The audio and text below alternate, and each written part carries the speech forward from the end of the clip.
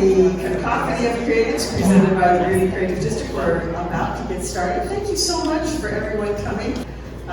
My name is Becky Safrick. I am delighted to be the president of our Greeley Creative District Board. It's a 17-member advisory board, and its purpose is to work on elevating, supporting, and highlighting the creative community that we have, which is represented by all of you. Our goal is to make you as successful in your endeavors to express yourself in creative ways as possible. We want Greeley to be known as that place that you go to find the creative communities, but also to find incredible performances and artwork and the kind of things that make Greeley really special. But we're thrilled to have a delightful panel of speakers today that are going to be sharing with you how they have discovered community in their creative endeavors, how you can find ways to hook up with your creative community, and there'll be some opportunities for question and answer, and a really fun exercise for you at the end of the session, so you want to hang around for that. So, what I'd like to do at this point is to have our panelists self-introduce themselves, and we'll start with some questions. We'll take about 40 minutes to do that, and we'll leave some question and answer time at the end of that. So I'm going to start with Travis Price. Microphone. Hello, welcome everybody. Thanks for coming out. And I want you to know that the Greeley Creative District is a very, very, very, very strong creative district. I've seen other ones functioning. It's an excellent group. So thanks for being here to support that. So I'm Travis Krause, and I knew early on that my career possibilities as an exotic seamstress were doomed. So I had to find something else to do. And luckily I found a mentor, and she helped me understand what my mission is in life, and that is to remind people of how strong and miraculous they are, and that thing inside of them I try and remind them of. And so I get to do that as a CEO and janitor of my very own business called Travis Krause Studios. And there I do a lot of painting and fine art stuff. And I'm also an educator. I've been teaching for over 2 decades. And I'm also an art coach for my mentor. So I coach people, and she coaches me, and she has coaches coaching her. So this idea of community is a pretty important one. And Brett is one of the awesome people around me, and she knows about that organization as well.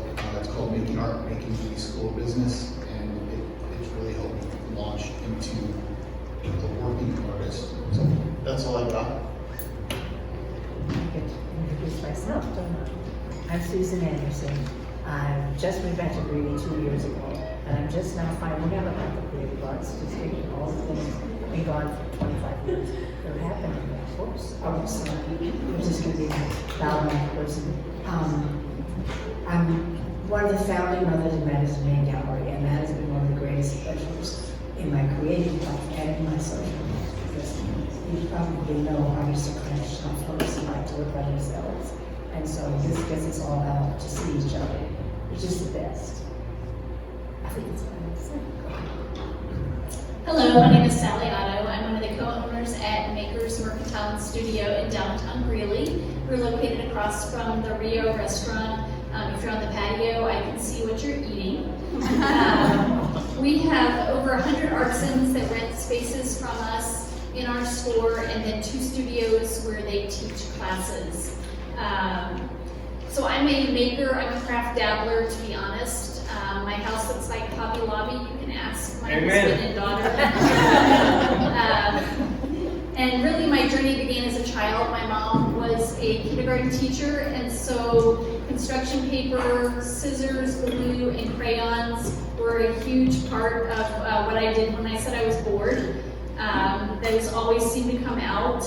And at some point in time, I got a pot holder loom, and I started going door to door selling these pot holders to my poor neighbors. And that was kind of my first entrepreneurial journey. Fast forward now, another, let's say 50 years, and I'm still on that journey. So it's just constantly changing. I love fiber arts, I love flipping furniture, decoupage, and just really trying any sort of creative endeavor.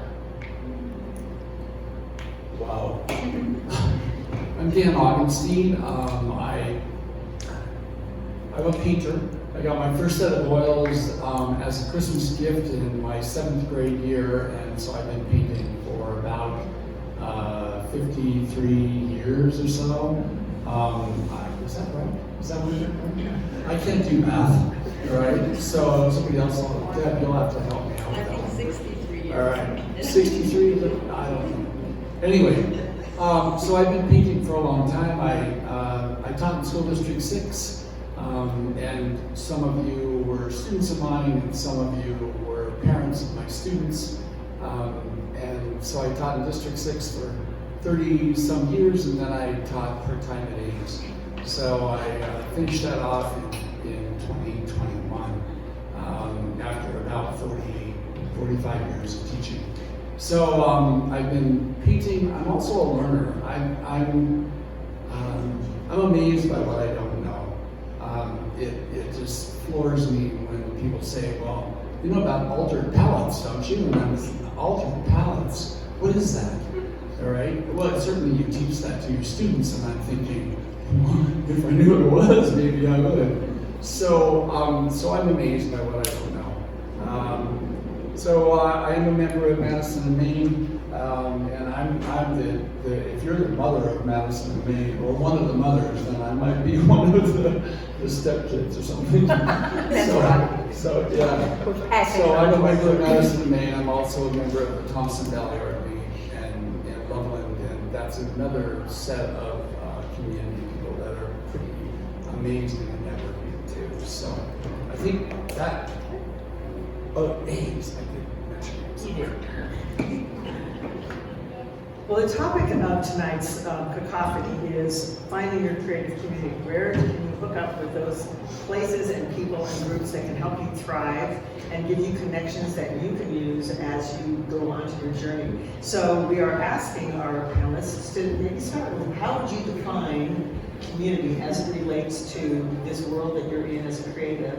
And then in terms of how you describe it, kind of what you need to understand what a community really is. Oh, I'm starting. Cool. So one thing I was thinking about is the different groups that I get to be a part of, and I have my creative group, people that encourage my creativity and restore me in that way. But I also have business and professional communities that I work with, and that's really important for what I'm trying to achieve. And then one that I think gets overlooked a lot is I have my collectors. The people who collect my artwork are a really, really important part of my community. So the community is just the people that you share and exchange things with. So there's a lot of give and take, and I'm sure we'll talk more about the value that you provide them and that they provide you as we go along. But I just wanted to point out that your collectors, the people who buy your artwork or who buy your product or who support you, they're super important. You do not want to overlook them as a part of one of your creative communities. So who else would like to address that? I try and be brief. Catch. You want to be next? No salaries. You can tell we didn't practice this part. So I would just say that for me, the people in our community are the ones that have a passion for the creativity that you have. So they share some sort of passion with you. We're all designed to be creative, and we are given gifts and talents, and sharing those is one way in the community that we can do that. My community gives me inspiration. And so when I'm a part of that, whether it be an art show, just wandering around the arts picnic downtown, I feel like that is a piece of it. And it keeps me from being isolated. So when I'm in community, I'm not isolated. I'm actually working on my own personal space as well as enjoying the talents and fruits of others. So we're in a community right now. All right, this group of people sitting around these tables is a community. You're networking just by sitting in the same space. And it happens to be that we're all brought with the concept of creativity, but there are a lot of different things that happen with communities or networking. It's when people share concepts or beliefs or space or whatever. And sometimes that group think or that collaborative kind of thinking, that shared thinking is super beneficial and super supportive. But I also think that it sometimes can be detrimental Because some of the best things that I've learned were moments when I was in a place where I didn't feel like I was in the right community, or I was not being agreed with by that group of people. And I think that that disagreement can really foster growth. And I alluded to the fact that there was this altered palate concept. I was really having a struggle at one point, not feeling like my students at Ames were getting enough rigor in their teaching. And as a result, as I sat down with Brent Sadek, who used to be a student of mine when he was in 9th grade back in 1976, a great artist and a teacher down in Denver, I said to him sort of the same thing I already alluded to, that I'm not sure if I'm teaching rigorously enough. And he said, well, certainly you are. You're teaching altered palettes, you're teaching color schemes, you're teaching colors. And at that point, at that moment, I realized how little I really knew.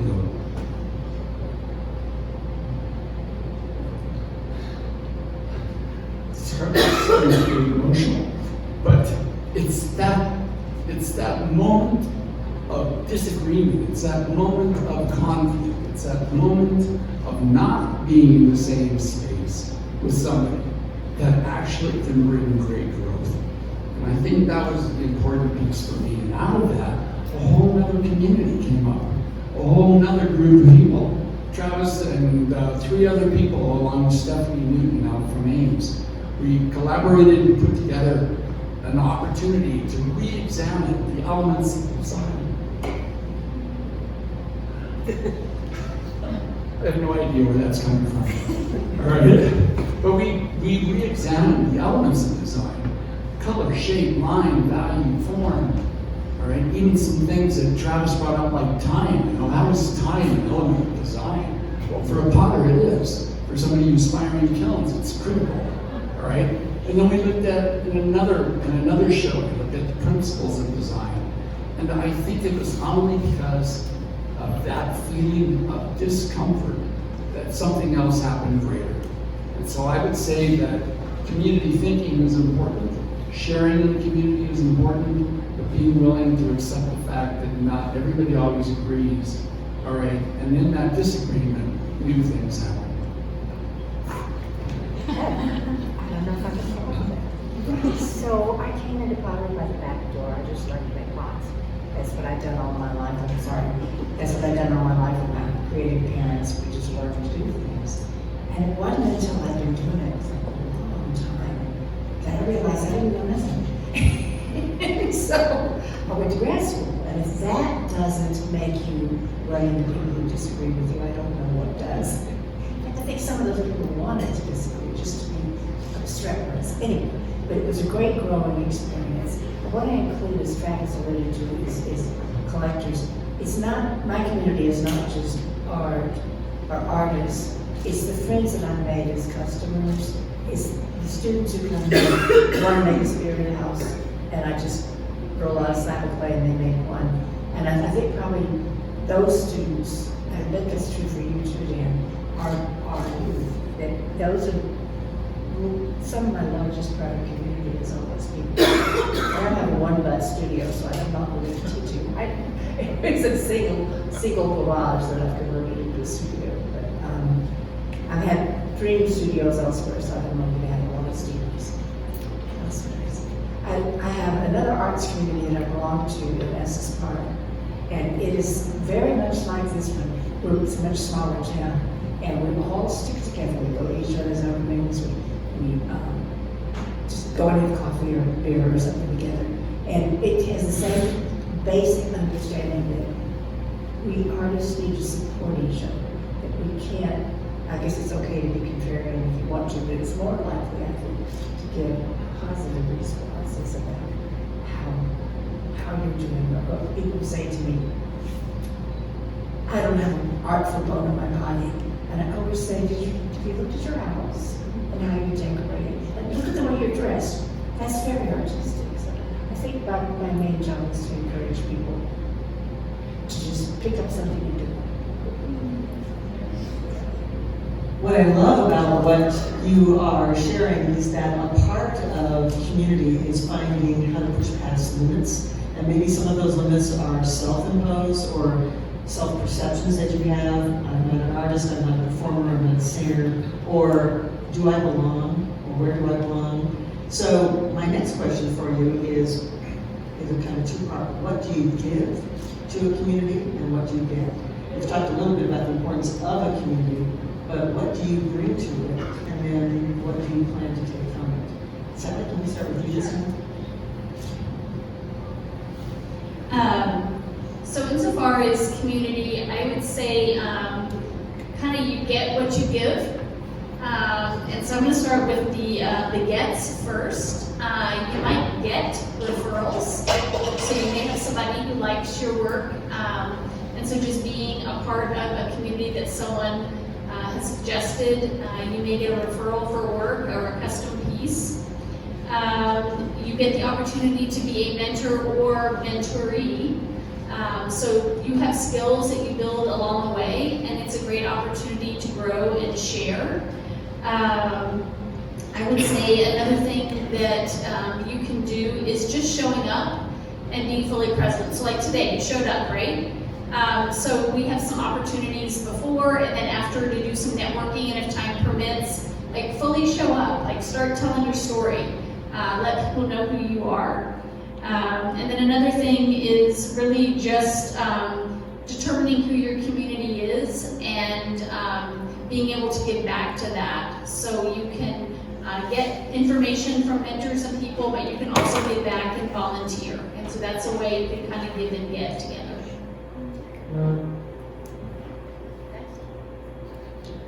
Real quickly, I would agree with what Sally says. I really think it's also important. Tim Coon's last session in marketing, he was talking about the social connection that you do. And he said it's really important on social media stuff to not consider that it's all about you. You are not the hero of what you're attempting in marketing. You're the guide.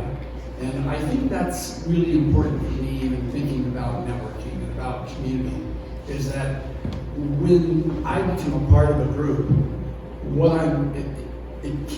I need to share, but at the same time, I also need to consider, well, how am I the guide of this experience for somebody else? Have you introduced anybody to somebody else? Are you willing to share your group, your people with other people? And I think that's the piece, is you guide them around. So, you can't be the rock star, you have to be the listener. Otherwise, you're just me, and that doesn't mean you don't make good art, but it doesn't make good community. So I would say in all the communities I've lived in, support not just friends, family, children, and other artists I can't tell you how important that is to me. I moved back to Greeley, as I said, I still have all my Madison Avenue friends. They welcome me back into the community immediately. So part of what I hear you saying is there's a way to look at community in a couple of different ways. If you look from the standpoint of scarcity, then you think that you don't have enough to give, or you don't have enough to share, or where are those resources? But what I hear you saying is if you approach it from the standpoint of abundance, and you know that there is, we all can take the same picture, and the picture's not going to go away. So being able to have everyone be a part of this community is really a way to grow it and to make it even better and bigger. So from that standpoint, each of you is part of a community. What would be the way that somebody who's outside that community or is just looking for a group to connect with, how could they go about finding a way to connect with the community that you found helpful perhaps in your journey? I'll go first. So I would say this: if you are looking for a community, they are also looking for you. So what that means is get really clear on what kind of people you want to hang out with, and you're going to find those kinds of people. The other thing I would suggest is a lot of times people think about this being a face-to-face, in-person process, but the internet has opened it up to, I have friends all over the globe that I connect with, and they're a part of my community. I've never met them before. I probably walk right by them on the street. But they're real important people in my life that I only know digitally. So that's one way you can find people. And I would say just start asking around and start digging. If you really want to find community, those people around, and they will find you. If you can't find them, you're probably just not clear enough on what you're looking for, because they're there. So, Anybody else? So on your tables, we have this handout, and so these are just all places where you might be able to plug in and find community. I know for myself, the Small Business Development Center was huge in my journey when I just had my own little craft business doing craft shows. I met so many amazing people through that. You know, the craft vendor beside you, maybe a customer. I learned about what customers like. I learned about what other people's displays look like, and just kind of how we came together. Local businesses, even when you walked in today, there's artwork on the wall, so you can just like, you know, okay, so how do I get my art on the wall at John Galt? Starting to ask those types of questions for your community. We have so many resources in the Greeley area. I really, you know, once it was on a list, like you start thinking through, it was like, oh yeah. Ames Community College, UNC, the City of Greeley. If you're part of the Downtown Development Authority, the Creative District, huge resource. If you're not getting their newsletters, you need to get their newsletters.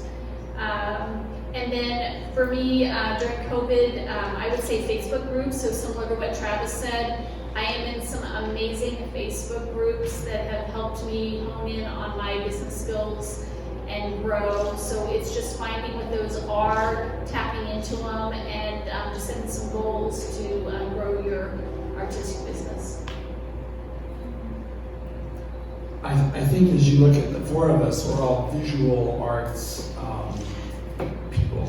And as I was thinking about that today, we have in our creative groups, we have musicians, and we have theater people, and we have literary people, and people who are amazing with the English word, and all of that. And I think that Travis's point about keep looking for them, because they're probably waiting or looking for you, I think is really critical.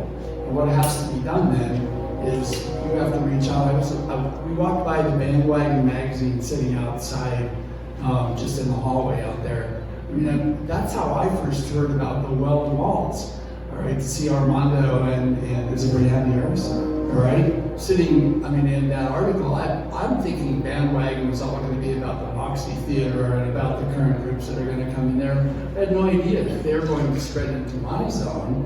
And suddenly I realized, my gosh, you know, I need to spread into their zone. There's a whole bunch of things that I'm not doing in my life that would be enriched. And as Travis said, you know, everybody is enriched by another person's quality and personality and what they bring to the table.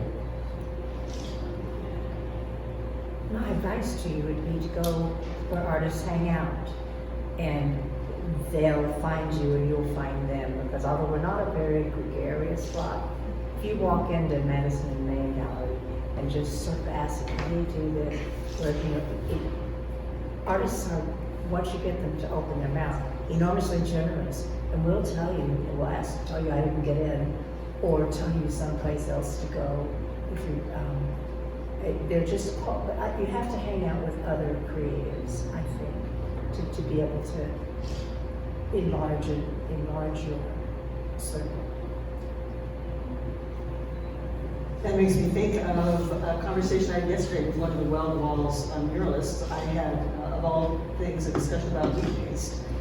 Where do you find it? What is it good for? How do you use it? And before I left, I had 3 connections on where I could find this material that I was looking for. So the abundance and generosity of folks that are in the fields, and I appreciate, Dan, your point about the fact that the creative world is a large one, and we intersect on lots and lots of levels. So visual artists create the covers for records that performers use when they are out on the show, and there's designs of t-shirts and merchandise and so many of those things that make a difference. I'm curious, what thing has surprised you in your community? Something that you didn't expect, or that was not maybe what you started looking for, but wound up getting as a benefit from joining a community? Where would you start with that kind of a thought? So I would start with this. As much as you're looking for people that are like you, you don't want to end up sitting in a room full of people and feel like you're the smartest one there. That's super dangerous. Go find people that you're almost scared to talk to and approach, and go hang out with them. And what I've found over and over and over is that they're abundantly generous. They do expect something in return, but all of my mentors have given me everything that I ever asked for. And sometimes that's a good ass kicking. But they really do provide a whole bunch for me. And so the flip side of that is to be grateful, appreciative, and to find value to give back to them. So if you can give back to your mentors, that's pretty powerful stuff. That's been very surprising to me how generous people actually are all the time, and how willing people that I feel like are way above my pay grade are very happy to help me out. So go seek those people out. Don't be intimidated or scared, because they were once at your level, and they want to drag you along and make you successful too, because somebody helped them do it, and they're just paying back their mentors, I think. So. My surprise was how many friends I made through all of these communities. Just going to coffee or having somebody call on when you need a shoulder to cry on. So it's not just about your creative associations. It helps how deep friends you can become as a result of that. And you have to be open to that, of course. And then there's this other level of artists where they're very competitive and won't tell you the time of day. I don't hang out with I would just encourage you to take classes and do some things that are outside your comfort zone. I am really not a painter per se of detailed things. And I remember I took a class with actually Amber. She's in the audience, and we painted some wine glasses together. And she was the instructor, and we were just painting some trees. And she's like, it's just some trees. And I just kept looking at mine, and I was like, these do not just look like trees. And I had all this self-doubt and all of that. But I met another creative. I met other creatives that were trying the same thing that I did. And so it was just kind of a surprise for me that I tried something. It was challenging. I had self-doubt. When I left, I still had some doubt that my product was that great. It's on the shelf in my house, but I think just, letting your creative juices flow and trying something new and different sometimes can help you do that. I think I already explained my big surprise about altered palettes. I would state every time you go to a place, if you go with an attitude of openness and learning.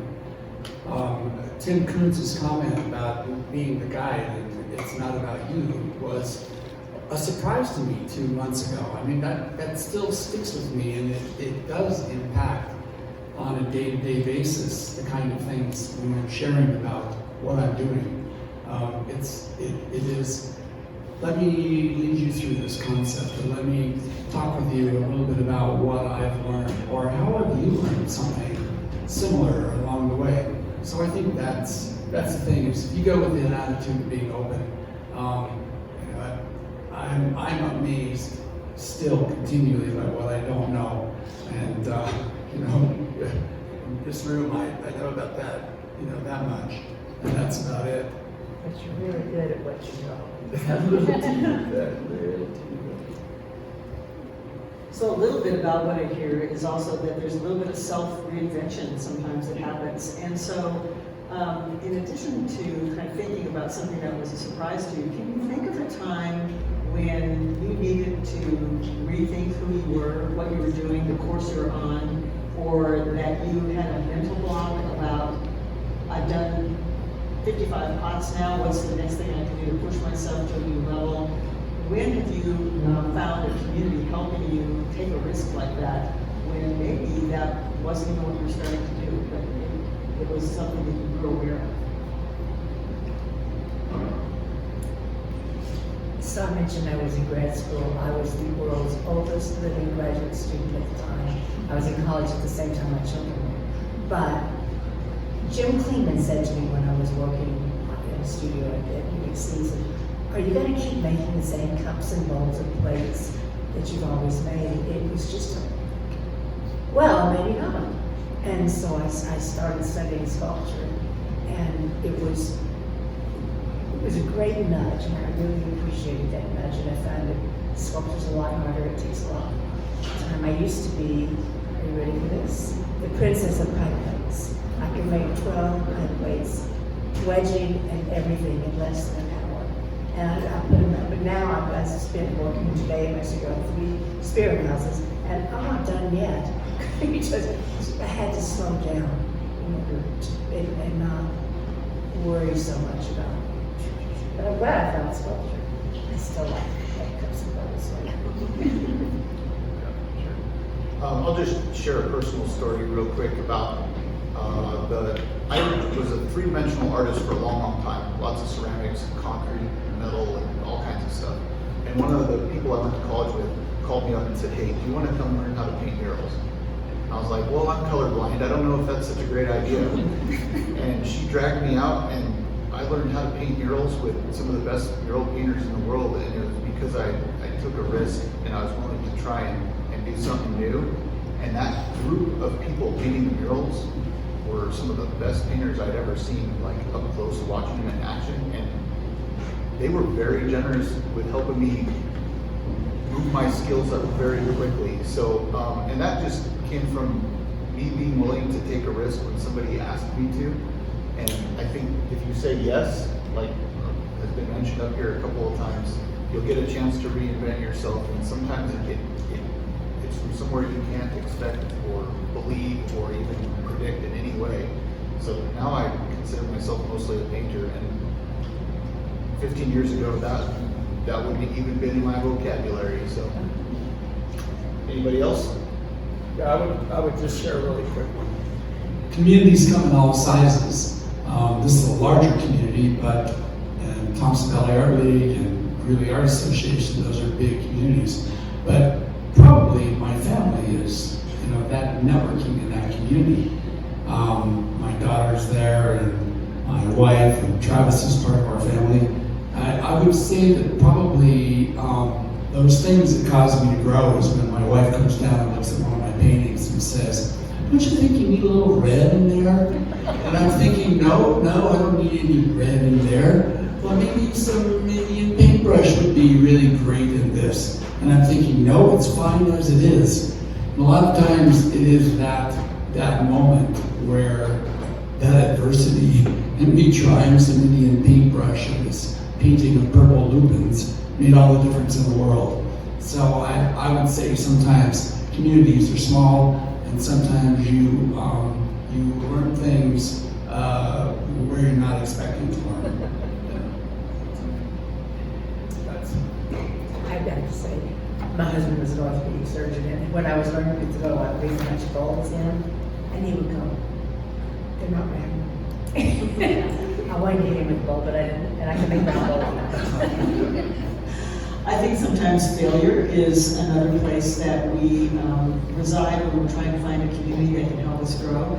So a last question for you before we turn this open to questions and answers is, do you find in the communities that you work that there is just as much a concern about failure as there is about being worried about being too successful or being successful?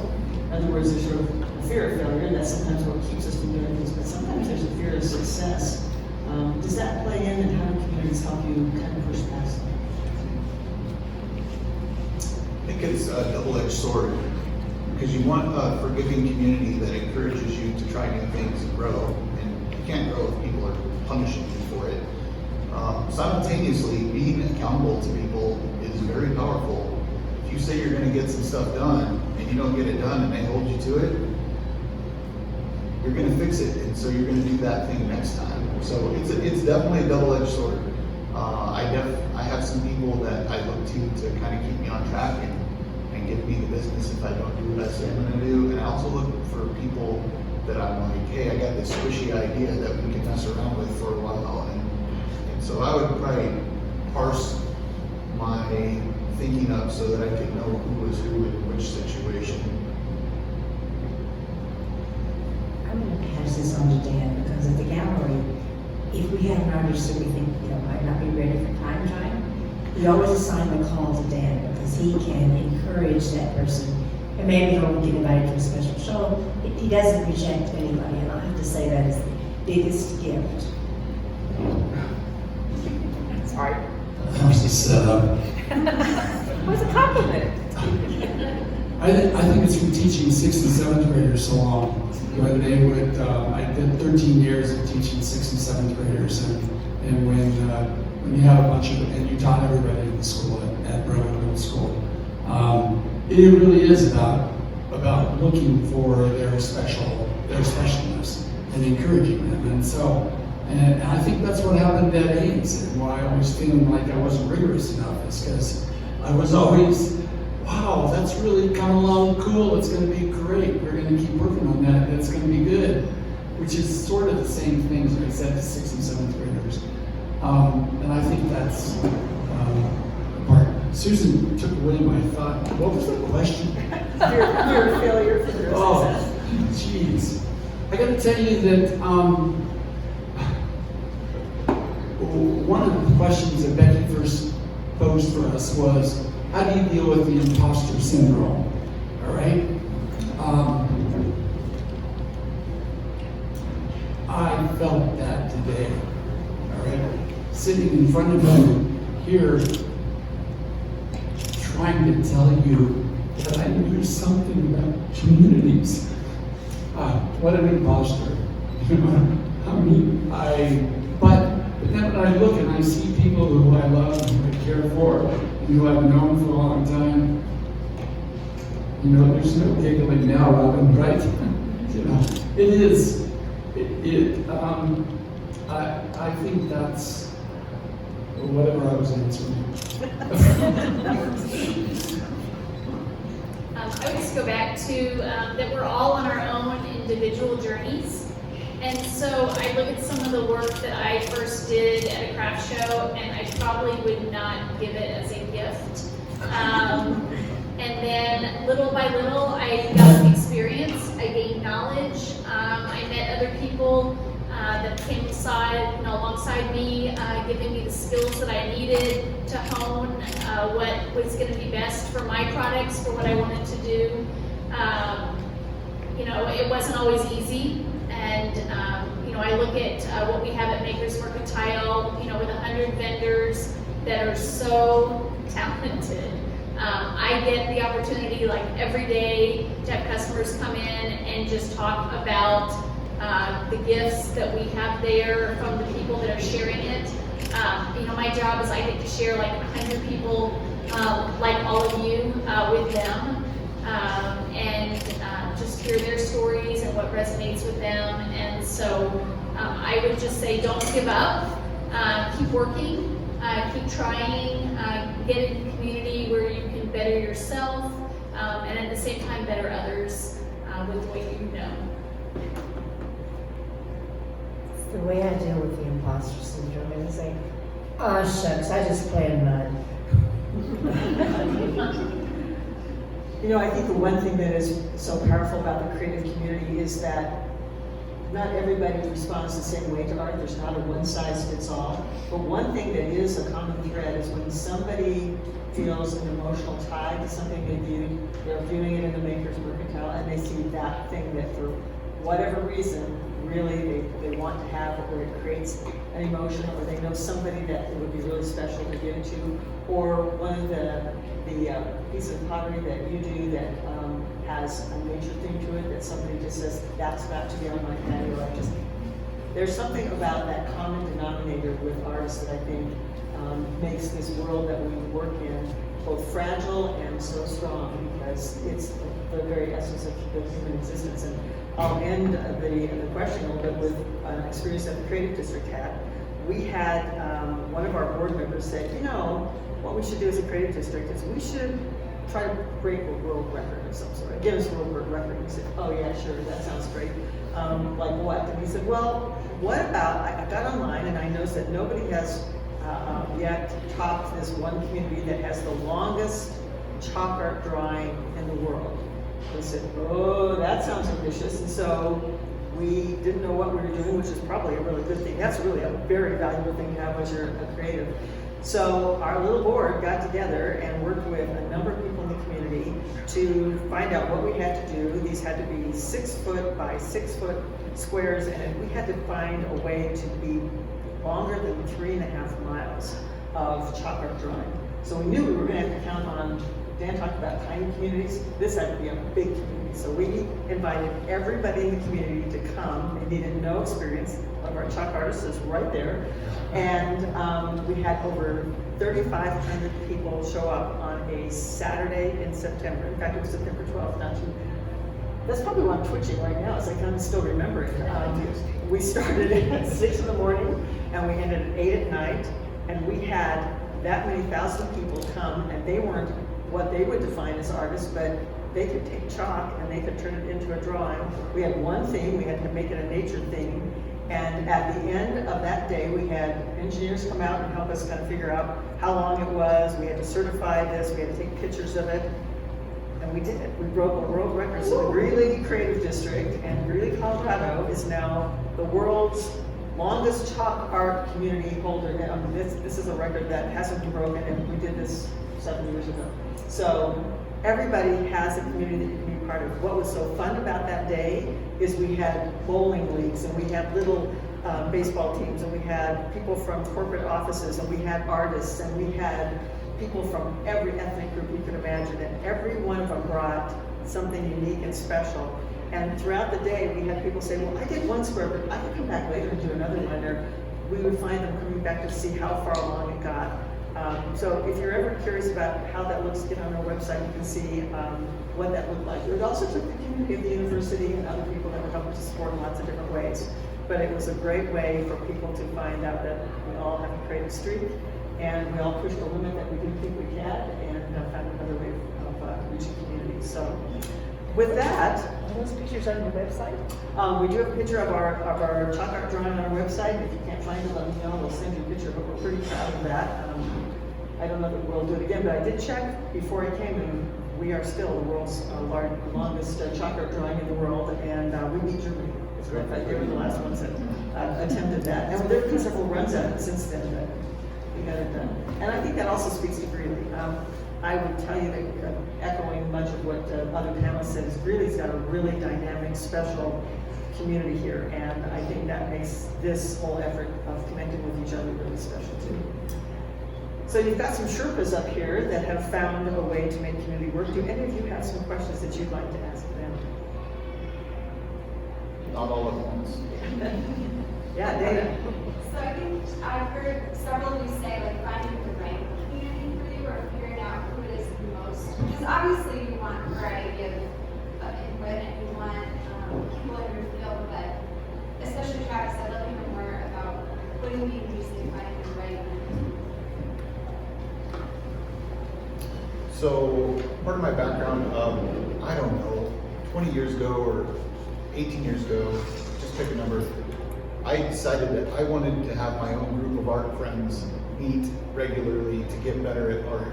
And we only had like 3 meetings, and it just fell flat. I totally failed. It didn't work, but I didn't give up.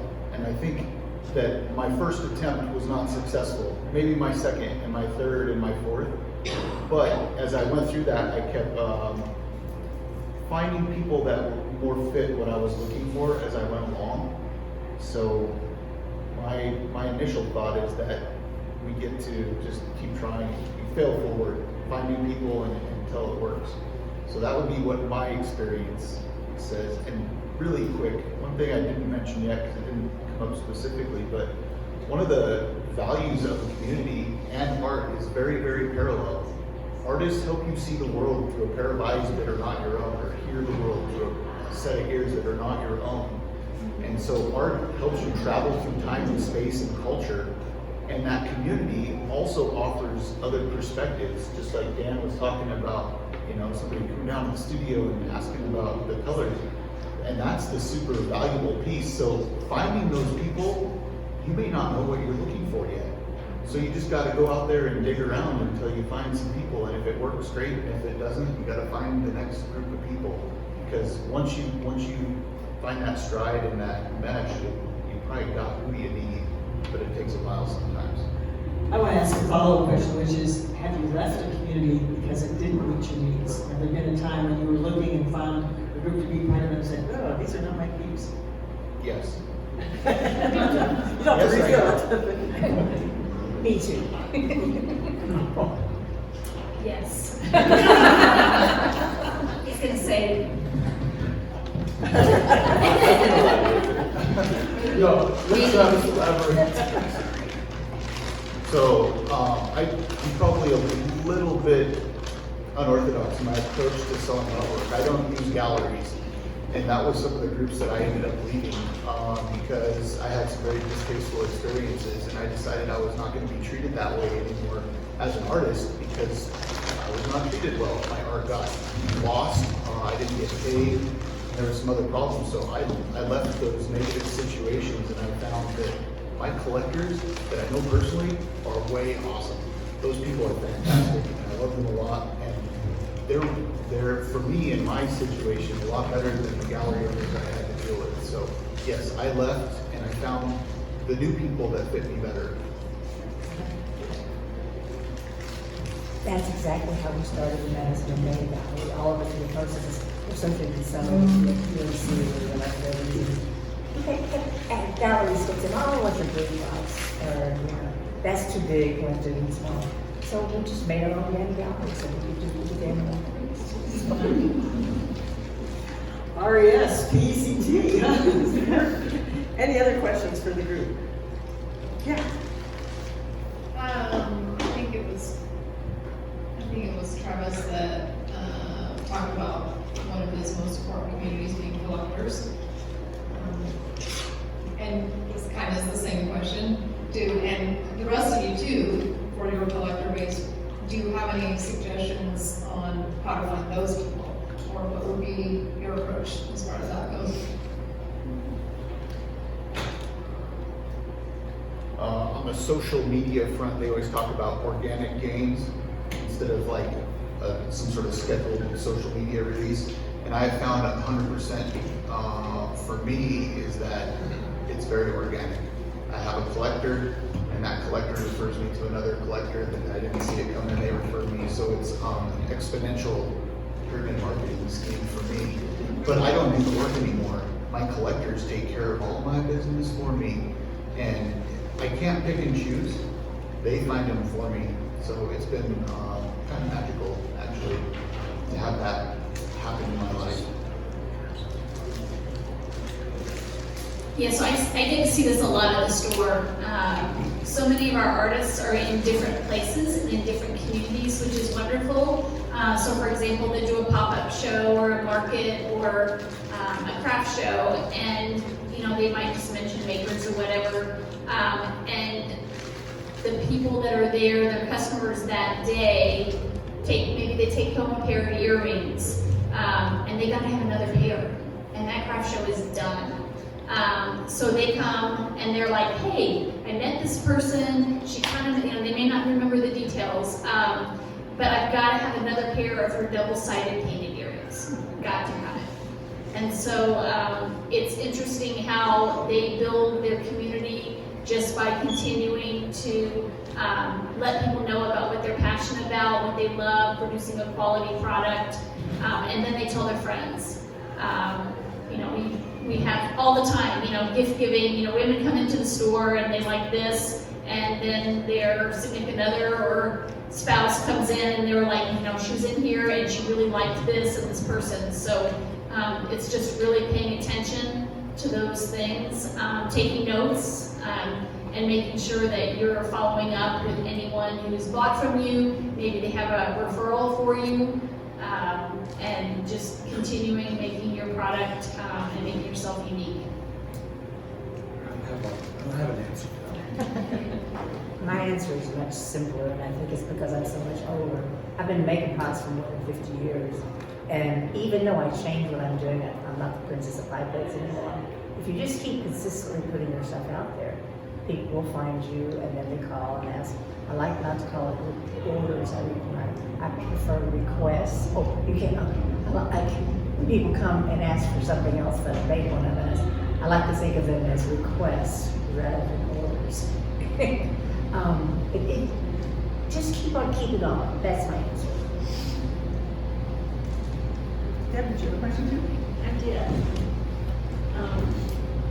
So this is talking a lot about the creative communities, but do you each find in your creative life, do you have other communities that are important to your creative business or your creativeness that assist you, that aren't really labeled creative, but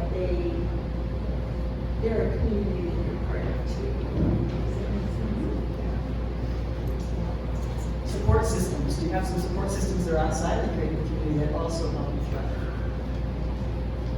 I think any group you're a part of that cares about you is going to care about that creative part of you, right? So if you have a spiritual group or a health group or a social group, for me, I know who those groups are and they're important to me. They don't directly connect to my creative endeavors, but very, very much so indirectly.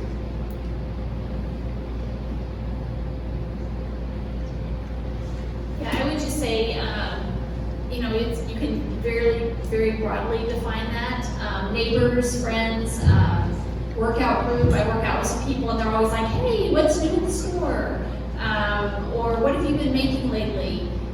Your family, your friends. I'm in some business development groups that really have more to do with business than they don't care what I make. They don't care what I do on a day-to-day basis, but they are doing some business coaching. Women's networking groups have just been off the charts, amazing. I've got some very special friends that I've met with for years, that we've shared our stories together. And I think it's just taking advantage of any relationships you have, and helping them see your story and just building community that way. Yeah, I would agree with what was said. I would say that my wife and I, who celebrated our 48th anniversary, and she's the one who brought that question up, by the way, right? So I would say really it is about those people that are not necessarily artsy-fartsy, people that sometimes are the part that keep you going and thriving. And so our church was a critical part of why we're still married after 48 years. So, it doesn't matter about the community. As an artist, I'm not sure I would function if I wasn't married, and if I didn't have a family, and if I didn't have people who supported me in those areas.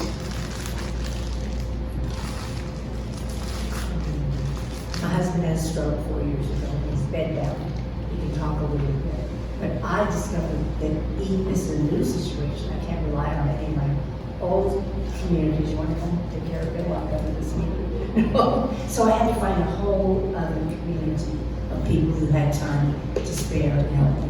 And I think we're continuously making community, and it's a great opportunity we have. Right? It's not just the creatives, and I'm grateful for those people here. We're whole people, and it's the muscles that we need to generate to make us work creatively, and we have to have other parts of our lives rich and full as well. I would love it if you would thank our guests for the speech today. And